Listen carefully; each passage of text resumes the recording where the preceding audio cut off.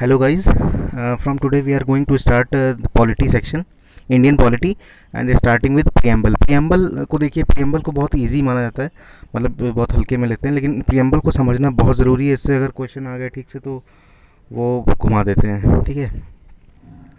तो स्टार्ट करते हैं प्रियम्बल से। Preamble is basically the preface of the constitution. ये कॉन्स्टिट्यूशन का प्रीफेस है, ठीक है। जिस तरह से बुक का प्रीफेस होता है उसमें सारी समराइज्ड फॉर्म में या उसकी बेसिक आइडियोलॉजी जो होती है वो कंटेन किया होता है, ठीक है। उसी तरह से प्रियम्बल जो है वो कॉन्स्टिट्यूशन का basic ideology behind the formation of constitution is in preamble, okay. N K पालकी वाला एक एमिनेंट ज्यूरिस्ट भी थे, उन्होंने कहा था कि preamble is the identity card of the constitution, ठीक है। फिर हिस्टोरिकल बैकग्राउंड की बात करते हैं तो कॉन्स्टिट्यूशन हमारी प्रियम्बल जो है कॉन्स्टिट्यूशन का पार्ट कैसे बना। तो बेसिकली जो ऑब्जेक्टिव रिजोल्यूशन ड्राफ्ट किया गया था पंडित जवाहरलाल नेहरू जी के द्वारा और उसको कॉन्स्टिट्यूएंट असेंबली के द्वारा उसको एक्सेप्ट करा गया 1946 में, वही लेटर ऑन प्रियम्बल के फॉर्म में हमारे कॉन्स्टिट्यूशन में ऐड ऑन कर दिया गया, ठीक है। इसका अमेंडमेंट हो चुका है, एक ही बार अमेंडमेंट हुआ है सिर्फ, 42nd अमेंडमेंट 1976, जिसमें 3 चीज़ें जोड़ी गई थी, 3 टर्म्स जोड़े गए थे, सोशलिस्ट, सेक्युलर और इंटीग्रिटी, समाजवाद, धर्मनिरपेक्ष और अखंडता। 3 वर्ड जोड़े गए थे और ये 3 बहुत इंपॉर्टेंट। देखिए, जो भी चीज़ अमेंडमेंट्स के थ्रू जोड़ी जाती है ना वो बहुत ज़्यादा इंपॉर्टेंट हो जाती हैं, ठीक है। तो बात करते हैं कि प्रियम्बल का जो ओरिजिनल टेक्स्ट है, we the people of India have solemnly resolve to constitute India into sovereign socialist democratic republic and to secure all its citizens. क्या क्या सिक्योर कराएगा? जस्टिस, कौन कौन सी? Social, economic, political, liberty of कैसी? Of thoughts, expression, belief, faith and worship, equality of status and of opportunity and to promote among them all fraternity, भाई बंधुत्व, assuring the dignity of individual, हर व्यक्ति की गरिमा को maintain रखते हुए, और unity and integrity of the nation, Bharat की उस राष्ट्र की एकता और अखंडता को मेंटेन रखते हुए। In our constituent assembly this 26th day of November 1949, इस 26 नवंबर 1949 को, we do hereby adopt, हम इसको अंगीकृत करते हैं, इनैक्ट, लागू करते हैं, to our constitution to and give ourselves this constitution, और खुद को ये प्रदान करते हैं कॉन्स्टिट्यूशन। अब बेसिक इंग्रेडिएंट्स, हम अभी टर्मिनोलॉजीज को डिस्कस करेंगे, बहुत इंपॉर्टेंट है। अब बेसिक इंग्रेडिएंट्स जो हैं, जो बेसिक एलिमेंट्स हैं प्रियम्बल के, वो ये हैं कि असली अथॉरिटी किस में एग्जिस्ट करती है, the where the original authority exist, it is in the very first line, we the people of India. People of the India में पूरी जो असली अथॉरिटी है वो जो है वो एग्जिस्ट करती है, ठीक है। फिर नेचर ऑफ द स्टेट कैसा है? Nature of the state sovereign है, संप्रभु है, ठीक है, सोशलिस्ट है, समाजवादी, सेक्युलर, धर्मनिरपेक्ष, प्रजातांत्रिक और रिपब्लिक मतलब गणतांत्रिक, ठीक है। ऑब्जेक्टिव क्या है कॉन्स्टिट्यूशन का? इट स्पेसिफाइज द जस्टिस, न्याय, लिबर्टी, आज़ादी, इक्वालिटी एंड फ्रेटर्निटी मतलब समानता और भाई बंधुत्व, यही इसका ऑब्जेक्टिव है, ठीक है। और 26 नवंबर 1949 को हम इसे अडॉप्ट किए थे, ठीक है। फिर कुछ कीवर्ड्स की बात करते हैं जो बहुत इंपॉर्टेंट है। सॉवरेन की बात करते हैं। सॉवरेन का मतलब होता है nothing is above the constitution, उससे सुप्रीम कुछ नहीं है। Constitution is the ultimate supreme thing in our nation, ठीक है, उससे ऊपर कुछ नहीं है। और हम चूँकि एक डेमोक्रेटिक कंट्री होने के नाते we are part of many associations like BRICS, SCO and many others, UNO, but it doesn't mean that हमारे इंटरनल और एक्सटर्नल मैटर में वो कोई भी इंटरफेरेंस कर सकते हैं, ठीक है। हम किसी भी तरह का इंटरनल और एक्सटर्नल इंटरफेरेंस नहीं हो सकता। हम संप्रभु हैं, we are the independent state and nothing can interfere in our matters, ठीक है। फिर बात करते हैं सोशलिस्ट की। सोशलिस्ट का मतलब होता है समाजवाद। देखिए, सोशलिस्ट वर्ड ऐड किया गया था 42nd अमेंडमेंट 1976 में, ठीक है। इसके समाजवाद बेसिकली जो हमारे कॉन्टेक्स्ट में समाजवाद है, इंडिया का समाजवाद एक डेमोक्रेटिक समाजवाद की बात करता है, जो गांधी और नेहरू का समाजवाद है वो कम्युनिस्ट समाजवाद से बिल्कुल अलग है, ठीक है। कम्युनिस्ट या स्टेट सोशलिज्म जो होता है उसका मतलब होता है कि वहाँ पर सिर्फ पब्लिक का ही बोलबाला है, ठीक है। प्राइवेट प्लेयर्स, प्राइवेट कुछ भी नहीं हो सकता वहाँ पे। लेकिन हमारे यहाँ क्या है कि we have adopted mixed economy. तो हमारे पास क्या है, पब्लिक और प्राइवेट दोनों का एमलगमेशन है, ठीक है, दोनों का मिक्सचर है। लेकिन जो थोड़ा सा जो झुकाव है वो हमारा पब्लिक की तरफ ज़्यादा है, ठीक है। लेकिन new education policy 1991 liberalisation, privatisation, globalisation आने की वजह से थोड़ा सा डाइल्यूट हुआ है, ठीक है। तो ये है बेसिक सोशलिज्म, हमारा कॉन्टेक्स्ट है, सोशलिज्म की इंडियन कॉन्टेक्स्ट है ये, ठीक है।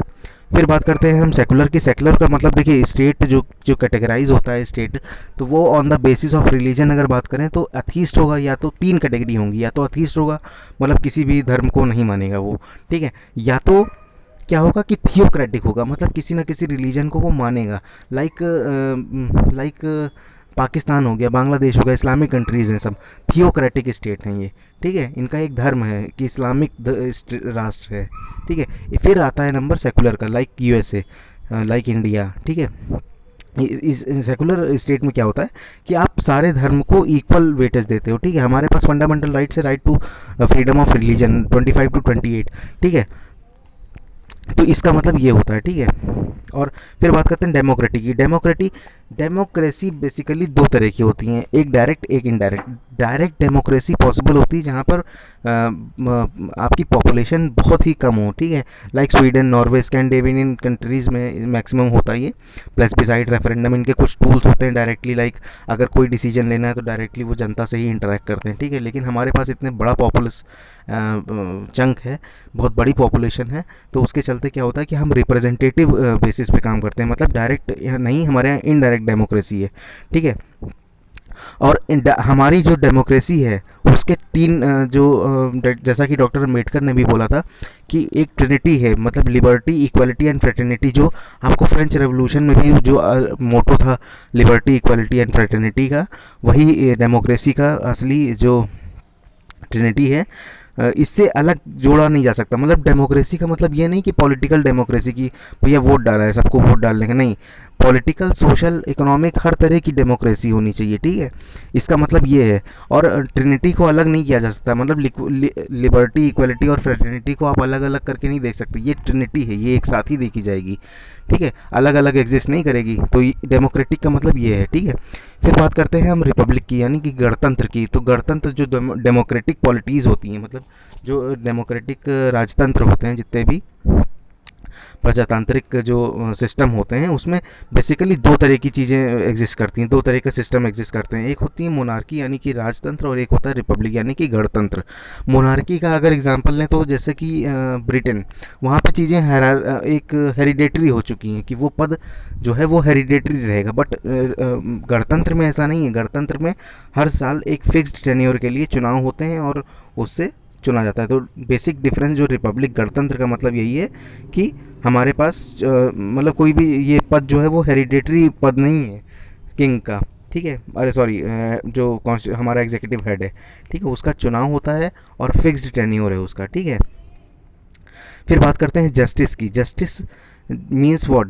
जस्टिस कितनी तरीके की जो एम्ब्रेस की गई हैं कॉन्स्टिट्यूशन में, सोशल, पॉलिटिकल और इकोनॉमिक। मतलब सोशल जस्टिस में आपका किसी भी तरह का जो discrimination on the basis of race, caste, है ना, सेक्स, इन सब के बेसिस पे किसी को भी कोई भी मतलब इनइक्वालिटी नहीं होगी, इसी को कहते हैं सोशल जस्टिस।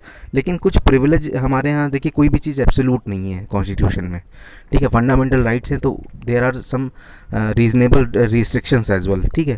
क्योंकि हमारे पास अब जैसे आप इक्वलिटी का मतलब ये नहीं है ना कि बच्चे को आप अलग ट्रीट करोगे, तो आपको ट्रीट करना पड़ेगा। ओल्ड, कोई गरीब है, कोई बहुत ही वृद्ध है, कोई महिला है, तो उसके लिए आपको रीजनेबल रिस्ट्रिक्शन बनाने पड़ेंगे। तो सोशल जस्टिस का मतलब यही होता है कि सबको न्याय मिले, मतलब सामाजिक न्याय की बात करता है। फिर कौन सा न्याय? इकोनॉमिक, यानी आर्थिक, मतलब किसी भी तरह का आर्थिक लेवल पे किसी भी तरह का कोई भी भेदभाव नहीं होना चाहिए, ठीक है। फिर पॉलिटिकल जस्टिस की बात करता है कि मतलब राजनैतिक न्याय की बात करता है, ठीक है। कि इक्वल पॉलिटिकल राइट्स होंगे, सबको वोट देने का अधिकार है ना, ये सब चीज़ें होंगी। ठीक है, फिर उसके बाद बात करते हैं लिबर्टी की। तो हाँ, एक चीज़ इंपॉर्टेंट है, the idea of justice social economic and political had been taken from the Russian revolution 1917। ये बहुत इंपॉर्टेंट है, अगर मान लीजिए ये सब चीज़ें स्टेटमेंट्स में दे सकता है तो ये चीज़ें आपको जानना चाहिए।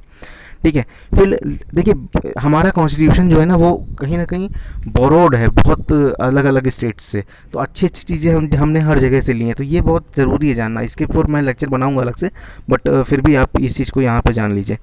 ठीक है, फिर बात करते हैं लिबर्टी की। लिबर्टी का मतलब क्या होता है कि liberty of what, thought, expression, belief, faith and worship. ठीक है, मतलब जो लिबर्टी होती है वो किस चीज़ की, सोचने की, एक्सप्रेस करने की, किसी चीज़ का, किसी चीज़ को मानने की, बिलीफ की, फेथ मतलब हमारा जो फेथ है, और वर्शिप किसी भी चीज़ की पूजा करने में, ये इसकी लिबर्टी हमको कॉन्स्टिट्यूशन ने प्रोवाइड की गई है, प्रोवाइड किया है। ठीक है, तो लिबर्टी, इक्वलिटी और फ्रेटर्निटी का कॉन्सेप्ट जैसे मैंने आपको बताया फ्रेंच रेवोल्यूशन से आया था, तो ये चीज़ भी याद रखिएगा। ठीक है, equality of what, equality the equal status of opportunity, मतलब सभी को समान अधिकार। ठीक है, अब ये समान अधिकार 3 डायमेंशन में होगा, सिविक, पॉलिटिकल और इकोनॉमिक, वही चीज़ है। ठीक है, आपको कोई भी चीज़ एक डायमेंशन में नहीं देखनी है, इक्वलिटी हर डायमेंशन में इक्वलिटी। ठीक है, तो वो हमारे लिए फंडामेंटल राइट्स वगैरह दिए हुए हैं उसमें, तो आर्टिकल 14 है, आर्टिकल 14 to 18 यही है, राइट टू इक्वलिटी ही। ठीक है, तो उसमें एम्ब्रेस किया गया है इस चीज़ को। फिर बात करते हैं फ्रेटर्निटी की। फ्रेटर्निटी का मतलब होता है ब्रदरहुड, मतलब भाई बंधुत्व की बात करता है। तो भाई बंधुत्व हमारे यहाँ डीपीएसपी में भी दे रखा है, और उसमें क्या नाम है आपका फंडामेंटल ड्यूटीज़ में भी दे रखा है 51A में। ठीक है, कि every citizen of India should promote harmony and spirit of common brotherhood. ठीक है, तो इसमें कोई विशेष नहीं, तो मतलब आपको ब्रदरहुड मेंटेन रखना है। ठीक है, फिर हम बात करते हैं कि सिग्निफिकेंस ऑफ द प्रीएम्बल। तो सिग्निफिकेंस अगर बात करें तो के मुंशी जो बहुत इंपॉर्टेंट है, कॉन्स्टिट्यूएंट असेंबली के मेंबर भी रहे, इन्होंने इसको horoscope of the sovereign democratic Republic बोला था। ठीक है, तो ये कुछ चीज़ें पूछ लेता है। ठीक है, तो बाकी पंडित ठाकुर दास भार्गव ने इसको the soul of the constitution बोला था, और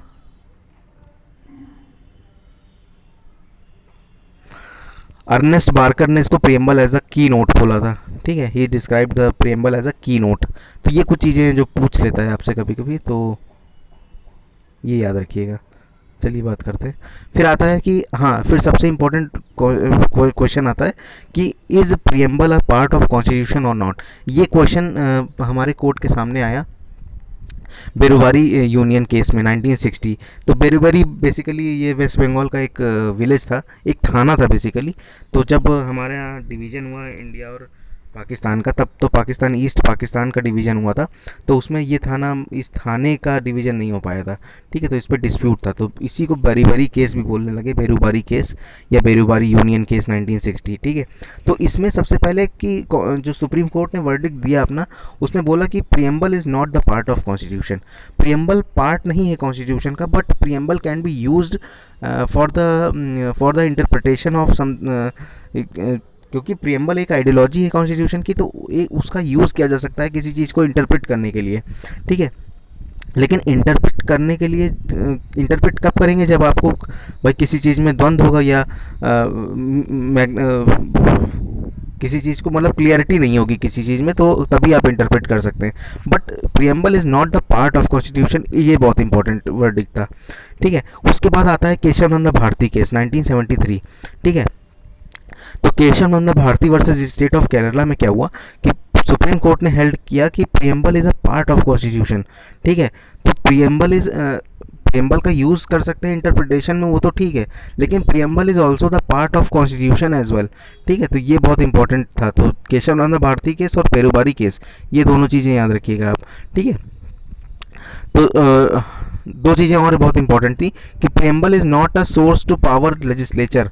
ठीक है, देखिए प्रीएम्बल पार्ट ऑफ कॉन्स्टिट्यूशन है, बट पहली बात तो ये कोई preamble is neither a source of power to legislature nor prohibition, ठीक है, ना ही वो सोर्स ऑफ पावर है लेजिस्लेचर के लिए, विधायिका के लिए, और ना ही किसी भी तरह का वो रोक लगाता है किसी पे, ठीक है। प्रियम्बल बेसिकली एक आइडियोलॉजीज है, ठीक है, उसको हम यूज़ कर सकते हैं, लेकिन कोर्ट ने ऐसा माना कि वो पार्ट भी है हमारे कॉन्स्टिट्यूशन का।